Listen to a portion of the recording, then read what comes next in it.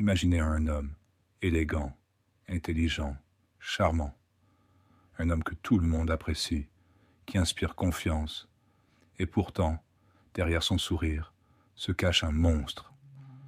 Nous sommes à la fin du XIXe siècle, à Chicago, une ville en pleine croissance, vibrante, attirant des milliers de visiteurs chaque semaine. Et c'est là, dans l'ombre de l'exposition universelle de 1893, que l'un des tueurs les plus terrifiants de l'histoire moderne a bâti son empire. Voici l'histoire réelle du docteur H.H. Holmes, le premier tueur en série connu des États-Unis. Une plongée dans l'horreur, au cœur de ce que la presse appellera plus tard le château de la mort, né Herman Webster Mudgett en 1961. Rien ne prédestinait le jeune garçon du New Hampshire à devenir un monstre. Enfant intelligent mais solitaire, il développe très tôt une fascination étrange pour les cadavres et l'anatomie. À l'université, il étudie la médecine, mais détourne rapidement ses compétences à des fins macabres. Il vole des cadavres à la morgue, les défigure et les utilise pour escroquer les compagnies d'assurance. À cette époque, il change de nom. Il devient Henry Howard Holmes, un nom plus élégant, plus facile à porter pour un homme d'affaires. Un homme qui va bientôt construire quelque chose d'inimaginable. Chicago est en pleine explosion économique. Holmes arrive dans la ville en 1886. Il trouve rapidement du travail dans une pharmacie située dans le quartier d'Englewood. Quand la propriétaire meurt mystérieusement, il reprend les lieux. Officiellement, juste en face, il achète un terrain et commence à construire un immense bâtiment à 3 étages. Commerces au rez-de-chaussée, appartements aux étages, chambres pour les visiteurs. Mais Holmes a une idée très précise en tête. Il engage et renvoie les ouvriers régulièrement pour que personne ne sache exactement ce qu'il construit. Et ce qu'il construit n'a rien d'un hôtel classique. Le bâtiment est un véritable labyrinthe. Derrière les murs, des pièces sans fenêtres, des portes qui ne mènent nulle part, des escaliers qui montent vers le vide. Il y a des pièces insonorisées, des trappes, des goulottes menant directement à la cave, des conduits de gaz contrôlés à distance et même une table de dissection. C'est un piège, un hôtel conçu pour tuer. Pendant l'exposition universelle de 1893, des milliers de visiteurs affluent à Chicago et beaucoup d'entre eux ne reviendront jamais. Des jeunes femmes séduites par Holmes, engagées comme secrétaires ou logées dans l'hôtel, disparaissent mystérieusement, mais la police ne soupçonne rien.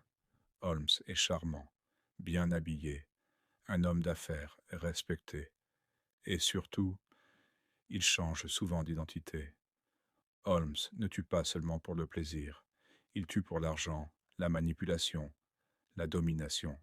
Il escroque ses victimes, forge des testaments, récupère des assurances vie. Parmi ses victimes, Julia Smith, sa maîtresse, et sa fille Pearl. Emmeline, si grande, une jeune sténo séduite, puis disparue. Les sœurs Williams, venues travailler à Chicago. Elles ne reverront jamais leur famille.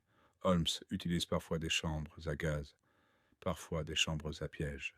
Et toujours, il fait disparaître les corps dans les sous-sols, où il les dissèque, les brûle, ou les dissout dans de l'acide. Et le pire, il revend même des squelettes complets à des universités médicales, comme s'il s'agissait de spécimens scientifiques. Holmes est un homme intelligent et manipulateur. En 1894, il convainc un associé, Benjamin Pitzel, de participer à une arnaque à l'assurance. Ils vont simuler sa mort et encaisser 10 000 $. Mais Holmes a d'autres plans. Au lieu de trouver un faux cadavre, il tue réellement Pitzel et maquille le crime. Puis il se rend chez la veuve, Carrie Pitzel, et la convainc qu'ils doivent voyager pour des raisons de sécurité. Il emmène avec lui 3 de ses enfants, qui ne reviendront jamais. Pendant des mois, Holmes voyage avec les enfants, de ville en ville, utilisant de fausses identités. Il ment, manipule écrit des lettres aux familles pour faire croire que tout va bien. Mais les détectives commencent à le suivre. L'enquête est longue, complexe. Holmes a laissé des fausses pistes partout, utilisé des dizaines de noms et changé d'apparence à plusieurs reprises. Finalement, il est arrêté à Boston en novembre 1894, non pas pour meurtre, mais pour vol de chevaux. Une accusation mineure, mais suffisante pour le garder sous clé. Et c'est là que tout commence à s'écrouler. La police découvre enfin le bâtiment d'Englewood, et ce qu'ils trouvent dépasse l'horreur. Des pièces secrètes, des instruments de torture, des ossements humains, des traces de sang partout. Mais Holmes a pris soin de ne rien laisser de trop identifiable. Certains corps ont été dissous, d'autres incinérés ou démembrés. La cave devient un véritable champ d'investigation pour les journalistes et les enquêteurs, horrifiés par ce qu'ils découvrent. La presse s'empare de l'affaire. Le bâtiment est surnommé The Murder Castle, le château du meurtre. L'Amérique découvre avec stupeur l'existence d'un tueur en série, à une époque où ce terme n'existe même pas encore.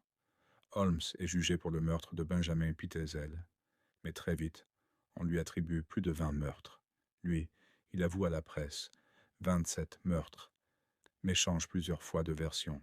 Dans une confession étrange, il déclare « Je suis né avec le diable en moi. Je ne pouvais pas m'en empêcher, tout comme le poète ne peut s'empêcher de chanter. » Sa froideur choque le public. Il écrit même un livre, depuis sa cellule, racontant sa propre version des faits, en y mêlant mensonges et vérité tordue. En 1896, il est condamné à mort. Le 7 mai 1896, Holmes est pendu à la prison de Philadelphie. Mais même sa mort ne se passe pas comme prévu. Son cou ne se brise pas immédiatement. Il met près de 20 minutes à mourir, lentement, en suffoquant. Un détail sinistre, mais presque ironique pour un homme qui a tué avec autant de cruauté. Par crainte que son corps ne soit volé, comme il le faisait lui-même, il demande à être enterré dans du ciment à 2 mètres de profondeur. On ne saura jamais exactement combien de personnes Holmes a tuées. Certains parlent de 9 victimes, d'autres de plus de 200.